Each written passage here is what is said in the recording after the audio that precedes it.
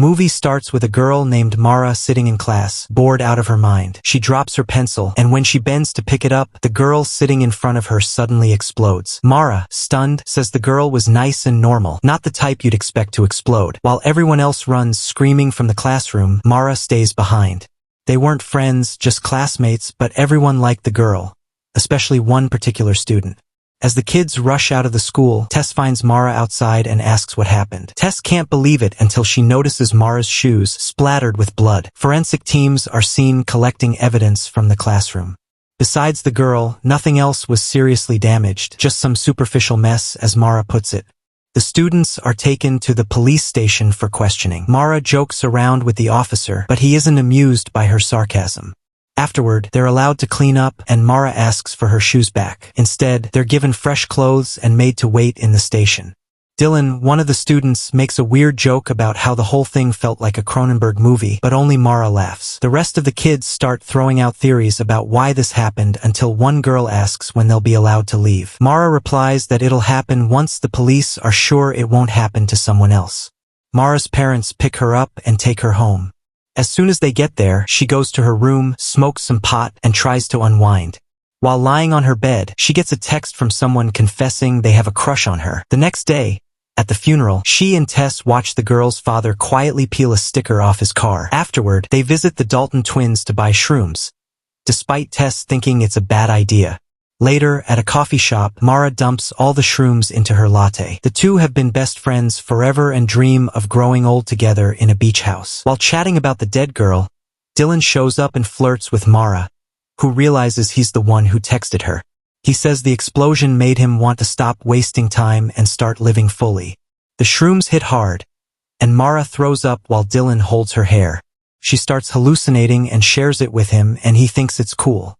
He stays with her all night, and they talk about the explosion, feeling odd about missing it. Dylan takes her home in the morning and asks her on a date. Later, Tess and Mara talk in bed. Mara says she's done with drugs. Tess asks if she's cried yet and admits she cries all the time. On homecoming day, the girls wear costumes to school and notice a shrine for the dead girl. Dylan joins them and recognizes Mara's costume as Carrie. Later, in the library, he tells Mara he liked her from the first day and that the explosion gave him the courage to ask her out. At the game, Mara snaps photos of the jocks, waiting for their jerseys to spell something dirty. Dylan laughs at Mara's jokes, and she shares the moment she realized she liked him. They have a sweet moment together, but during the game, one of the players explodes. Everyone panics, running for the exits. Dylan grabs Mara's hand and pulls her to safety, and they hug behind the arena. The explosion becomes national news, with the media calling it the Covington curse. Tess and Mara attend a memorial for the player, where people share memories of him. The next day, Mara's parents tell her school is cancelled indefinitely but assure her they'll keep applying to colleges. Mara jokes that now they can't say their childhood was harder than hers. That night, Dylan shows up in an old ice cream truck he bought to make people laugh. They go to a school party honoring the victims but soon sneak off for a walk. Worried the explosions might be linked to alcohol, they toss their drinks and joke about what could be causing it. They pause to talk about Dylan's dad, and then they kiss. Suddenly, screaming from the house interrupts them. Another student has exploded. Later, Agent Rossetti asks Mara and Tess for help, telling them to bring her something to investigate. Mara goes to the Dalton twins, thinking the request for drugs is just to rule things out. She offers to buy everything they have, and the twins drive her to their secret stash. The Dalton twins tell Mara they're planning to leave town soon, and she mentions Dylan while texting him. Suddenly, the brother explodes. The sister panics, jumps into the driver's seat, and tries to drive off, but she explodes too.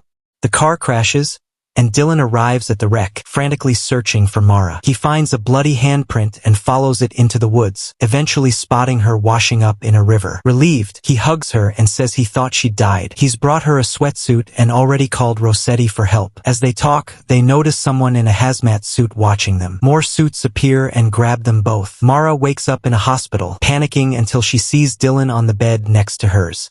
They joke about E.T., confusing the doctors. That night, Dylan wakes up and tells her their entire class is there too. She pushes her bed closer to his as he shares what the doctors asked him during questioning. He calls her his girlfriend, and she smiles, liking it. The government quarantines the class, and the head doctor interviews them about their lives, dreams, and feelings. When asked about her future, Mara simply says she just wants to stay alive. Later, Mara and Tess talk in their bunks, and Tess makes her promise she won't explode, saying if Mara goes, so will she. The next day, the class is allowed into a recreational chamber.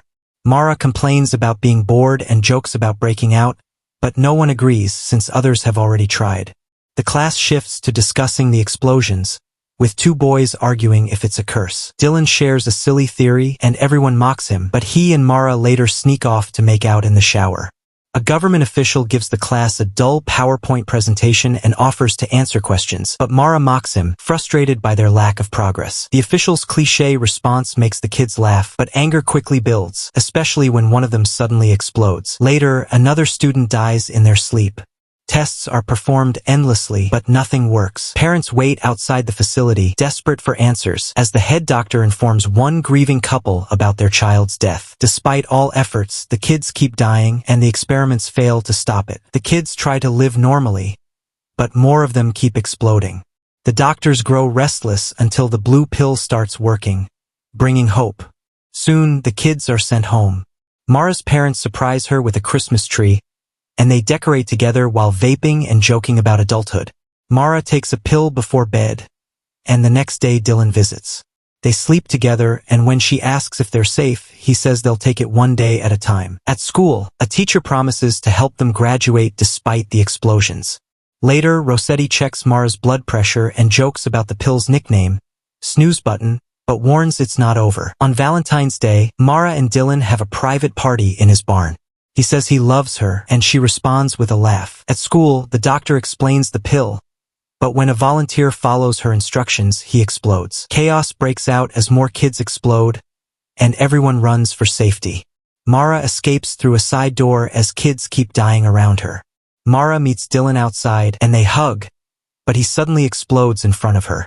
Covered in blood, she walks home in shock. Rossetti finds her and takes her to the hospital, where a fragment of Dylan's jaw is removed from her head. Her mom helps her wash off, and that night, she sleeps between her parents.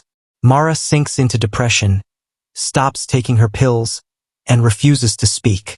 Dylan's funeral passes, and Tess tries to help, but Mara stays in her room watching videos of him. One day, she makes cocktails for her dad, naming one "All my friends and boyfriend are dead." Drunk, she jokes, but her dad admits he doesn't know how to help her. That night, she stumbles out drunk and shows up at Tess's house the next morning.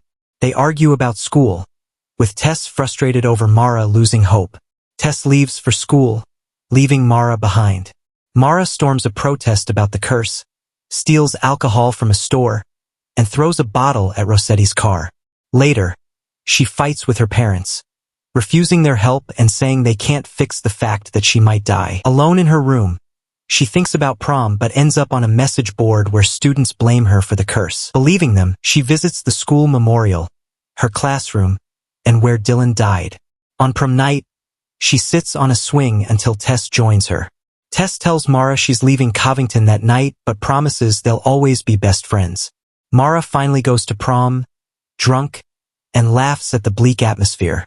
She spikes the punch, drinks alone, and takes the bottle with her. She eventually gets on stage, apologizes for being the curse, and admits she hates herself for hurting everyone. Then, she accepts her diploma. After Mara's speech, another girl repeats her apology, and Mara boos her. Soon, other girls follow suit. Later, Mara visits Dylan's grave, telling him she loves him and lying down on his tomb. Dylan's mom finds her and lies down beside her. Mara apologizes for missing the funeral and shares a memory of her first time hanging out with Dylan. His mom recalls Dylan mentioning holding her hair while she threw up and says she thought Mara was just in pain. Mara admits she feels like she's dying and is scared all the time. Dylan's mom comforts her, saying life can feel that way and none of the kids deserved what happened. Mara asks if she's okay, and when she shakes her head, Mara hugs her. The next day, Mara returns home, apologizing to her parents, and they reconcile. Months later, the explosions stop. Mara removes her bandage and thinks of Dylan as she looks at her scar. She says goodbye to Rossetti and keeps taking the snooze button, trying to move forward. Eventually, she leaves for college in Dylan's truck. Her parents worry but let her go, saying their goodbyes as she drives off. Passing her old school, now set to be torn down, she reflects that 31 students died by the end of the year. Mara doesn't know why she survived but believes the lesson is simple. Everyone dies, so you have to live your life.